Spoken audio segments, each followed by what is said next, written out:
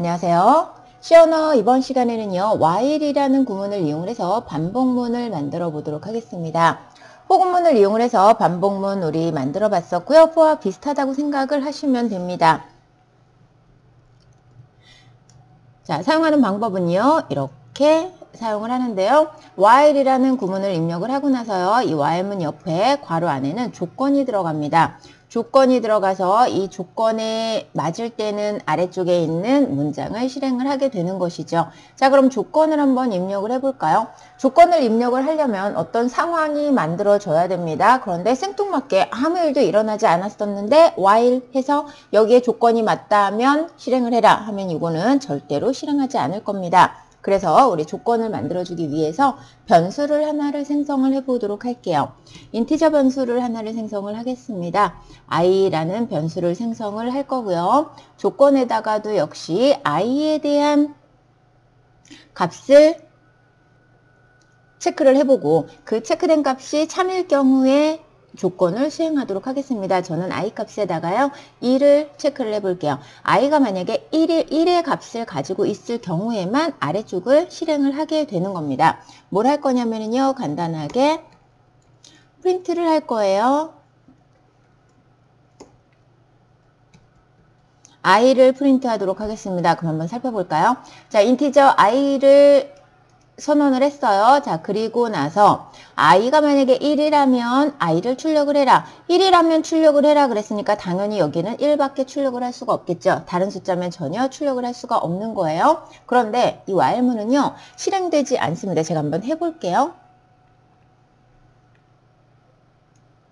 자, 아무것도 출력되지가 않아요. 왜냐면 우리는 i의 초기 값을 넣지 않았어요. 그러면 i의 지금 현재는 그냥 쓰레기 값이 들어가 있는 상태예요. i의 초기 값을 지정해주지 않았기 때문에 만약에 i가 1일 경우에만 출력을 해라 라는 것은 들어가서 실행할 수가 없겠죠. 그래서 초기 값에다가 이 while문이 돌아갈 수 있도록 i에다가 1을 대입을 해주도록 할게요. 자, 그러면 출력이 될 겁니다. 그런데 i 값을 출력을 하기에는요.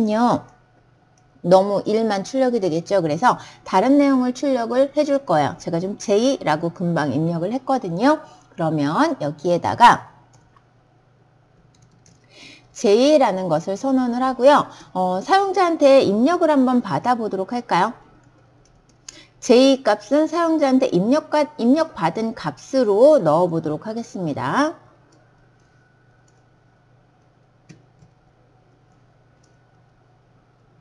자, 이렇게 입력 받을게요. 자, 그럼 입력을 받았어요. 그리고 뭘 출력을 할 거냐면요. 우리 반복문이잖아요. 그죠? 반복문인데 이 반복문은요. 조금 변화된 값을 계속해서 출력을 해줄게요. 자, J를 출력을 하는데 사용자한테 만약에 5 이렇게 입력을 받았어요. 사용자한테 5라는 값을 입력을 받았을 때는 5, 4, 3, 2, 1 이렇게 출력이 되도록 하는 것도 재미있는 방법이겠죠? 그래서 J 값을요. 반복이 될 때마다 J를 첫 번째 한번 출력을 하고 예를 들어서 5를 입력했다고 가정할 때 5를 출력을 했어요. 그리고 J에다가 J 빼기 1의 값을 넣어줍니다. 그럼 하나 낮은 값이 저장이 된 거예요. 그리고 나서 자 출력되는 것만 볼게요. 하나씩 뺐으니까 5 출력되고요. 4, 3, 2, 1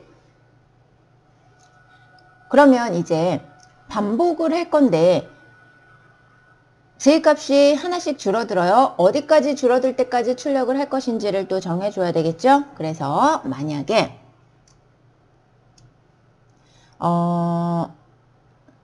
i와 j가 같다면 출력을 그만하겠습니다. 그래서 i한테요 0을 대입해 줄게요. 그러면 우리 아까 while문에 i 값이 1일 경우에만 계속해서 반복을 하라 라고 되어 있기 때문에 i 값을 0을 대입을 하게 되면요 다시 들어갔을 때 이 조건에 위배되기 때문에 실행을 하지 않을 겁니다. 출력이 되는지 한번 볼게요.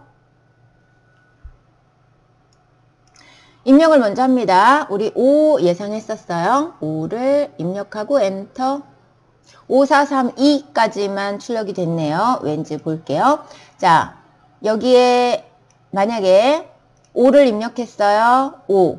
그래서 4가 들어갔죠.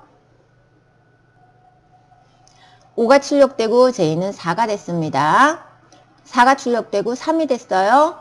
3이 출력되고 2가 됐어요. 2가 출력되고 1이 됐습니다. 그런데 j랑 i가 값이 같아졌죠? 그래서 i 값이 0이 됐습니다. j가 1이 됐을 때는 다시 한번 들어가서 출력을 하지 않는 겁니다. 그럼 만약에 이거를 바꿔볼까요? i는 j와 같을 때가 아니고요.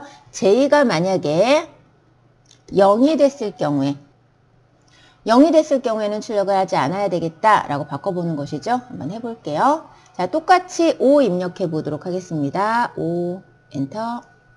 그랬더니 5, 4, 3, 2, 1까지 출력이 됐죠. 0까지 출력을 하려면은요. 여기는 마이너스 1 값이 들어가면 되는 거예요.